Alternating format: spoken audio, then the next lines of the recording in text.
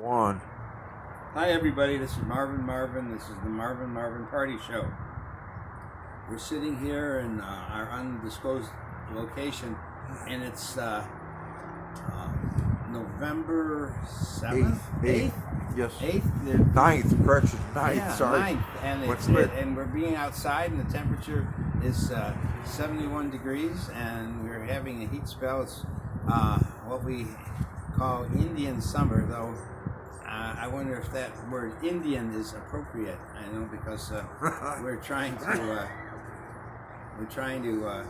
get rid of words that are pejorative. I don't think Indian summer is even though there aren't any more Indians that live in Detroit. You know, I don't think Detroit has a very small Indian Native American population.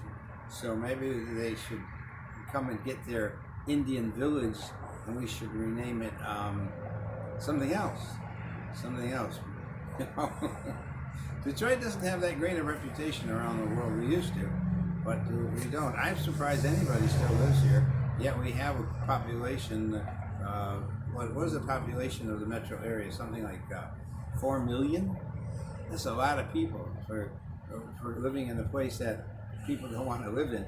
And it seems to me the traffic is moving ahead. There's plenty of all the fast food restaurants are hiring.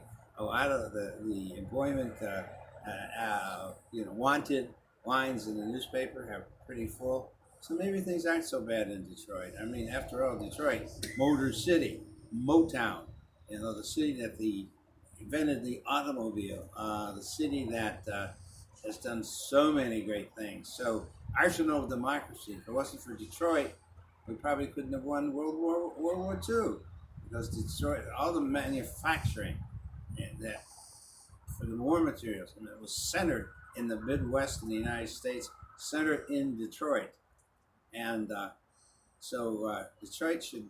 Everyone who lives in Detroit should get a special stipend from the government saying thank you for living in Detroit and helping preserve freedom across the globe. Wow. I bet that would go over big in Detroit, but I'm not sure it would go over any else on the planet.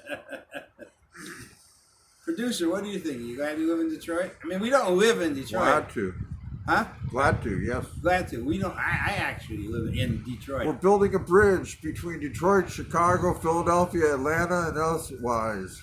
We're building a bridge between Detroit and everywhere else. Detroit and everywhere else. And the weather isn't too bad in Detroit. Even in the summer, it's not that hot. In the winter, it's not that cold for that long. So everybody move to Detroit. Move to Detroit. We got plenty of space. I'll double up in my bed with a lot of cool people. Oh, I'm so bad. But I'm enjoying doing this little skit we do every couple days. And yesterday was Sunday, and we had our first our second Temples of the Holy Smoke gathering, and it was down at the Ralston building, which is across from the Stone House, which is located at around the 7.5 mile road, actually 7 3/4 mile road, a street called State Fair, and 1 block east of Woodward and 1 block south of State Fair. I don't know if that does anybody any good, especially if you're watching from out of town. But anyways, we had more people the second time than we had the first time, and the biggest problem we do have is if we get too many more people, we're not going to have enough room because of social distancing. It isn't like we have a church that holds 1,500 people. We're meeting in an area which can hold comfortably probably around 30 people with social distancing, maybe 35. So there's still room for you to come in. We are doing it next Sunday again.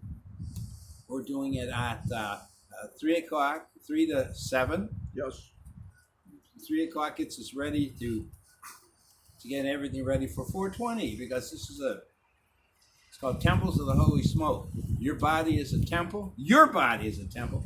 And marijuana is a holy smoke, So why not, just as Catholics and Jews use wine as a sacrament, and other religions like the Rastafarian religion sees ganja as a sacrament. So we see marijuana, cannabis as a sacrament. By the way, marijuana, cannabis, pot, ganja, they're all one and the same. They're a special plant which we love. And oh, wow, talk about service. Talk about service. Mention it and it shall arrive. Speak it and it shall come.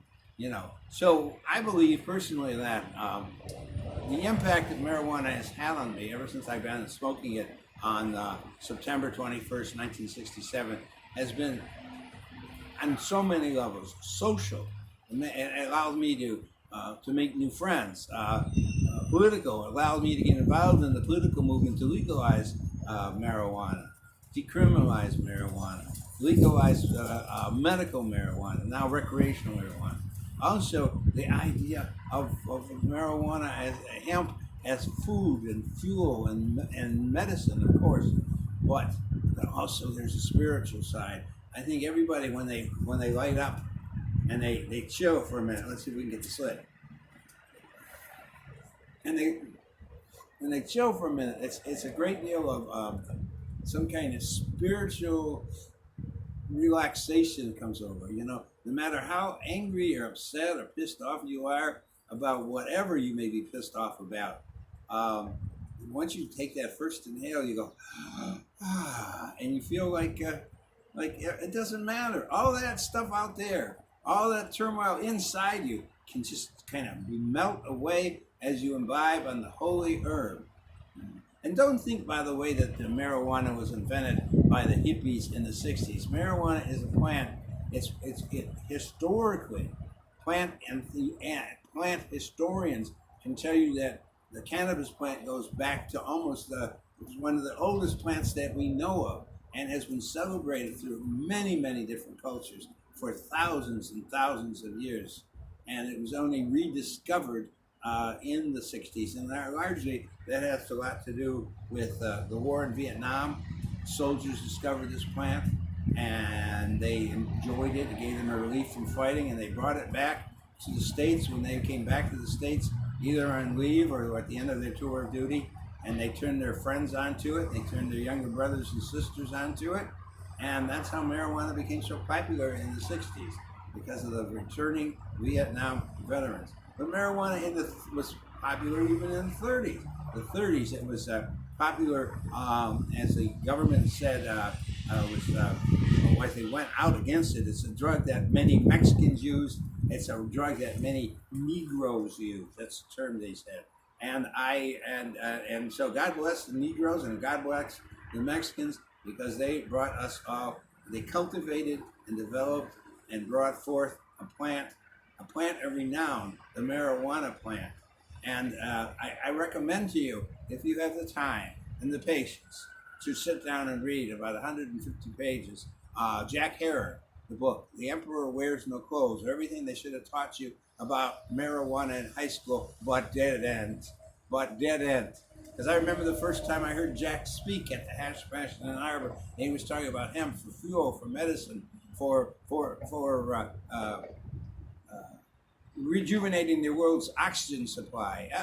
Anything you wanted this plant to do, this plant could do it. And I said, wait a minute, if that's true, I would have learned about that. I would have known about it. I'm a college professor. I've been smoking weed now for 20 years. I didn't know marijuana was food. I didn't know marijuana was medicine.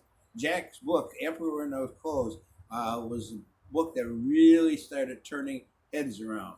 And I became a good friend of Jack Herer. And I love Jack Herer. And I loved him. And another guy that I loved in the movement was Gatewood Galbraith. Gatewood was a man who ran for governor of the state of Kentucky. And he wanted to bring, Kentucky, when marijuana was legal up until 1937, Kentucky was one of the key, you want some? It was one of the key growth states in America. And yet, Kentucky right now, under their Republican leadership, still hasn't embraced marijuana as much as other states have. It's kind of weird. Kentucky, the where the grass is blue and the people love to enjoy the beautiful outside. Because I've been to Kentucky, and I think Kentucky is just absolutely amazing. I campaigned down there for Gatewood, and with Gatewood, and with the cannabis crusade. I guess my manager is calling me. I gotta see who's calling me. Tommy Spaghetti, one of our important performers of yesterday, is calling me. Hi, Tommy Spaghetti, you're on the air.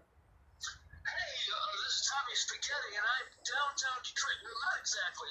I'm midway to downtown. That would be the Cass Corridor. We really did enjoy your performance yesterday. That's 2 Sundays in a row. Yeah, we're booking you again for next Sunday. Hopefully you're available. You and your buddy, what's his name? Giovanni. I think that's the Irish name, right? Irish. I think Giovanni is Italiano, but he's Lebanese. He's a Lebanese American. Oh. Country. Oh, okay. I thought there was something Irish about him. Multicultural, because that's our Earth community meeting. Yes. I like it. I like the program notes. I think they're cool. Yeah. Well, we're going to meet again next Sunday, and we're going to do it from 3 to 7. And we've got to figure out a few more things. We've been developing it, and we can talk to you about that. I'm just glad you called in. Just perfect timing. Perfect timing. Cool. I talked to Coconut, and he said he's on board for Sunday. Coconut's on board too. We got coconut and spaghetti. And Giovanni, and maybe if I can talk to Skylar, the banjo player, we might have a 4-piece band, which is we sound a lot better. We can do a lot more. Well, what we're going to start doing is we're going to start actually broadcasting live. Yeah, live or tape, and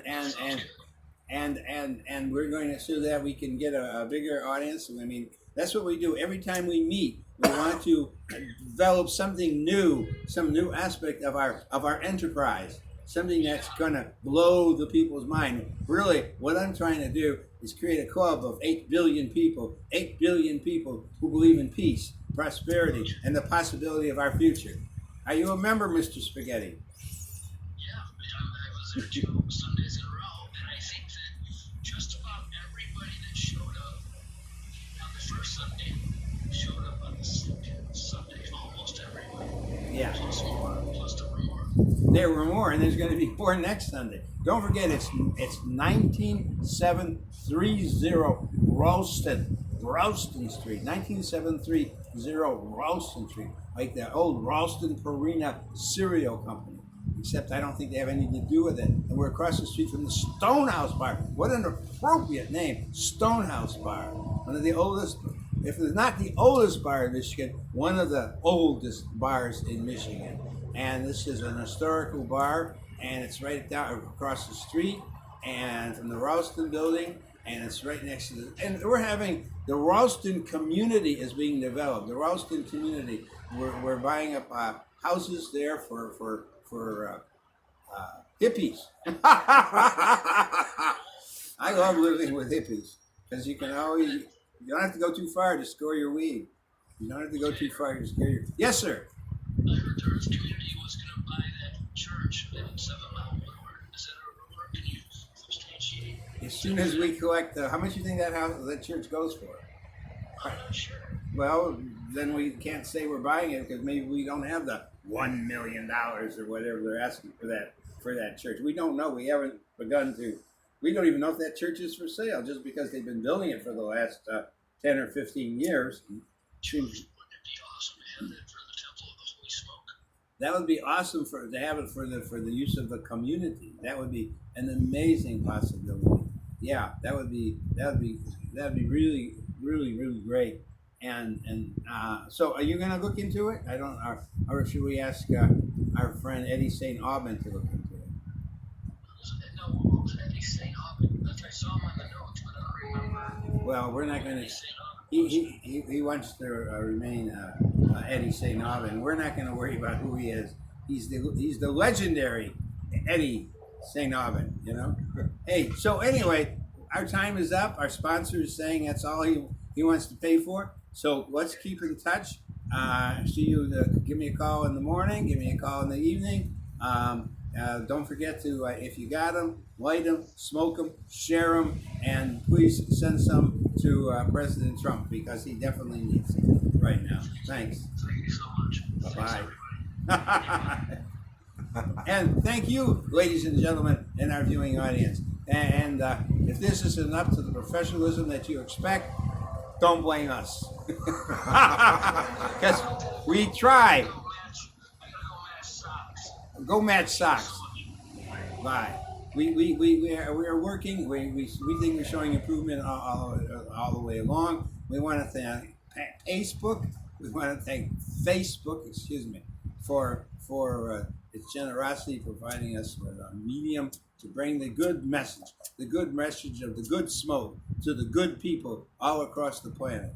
So this is Marvin and Marvin, Marvin and Marvin.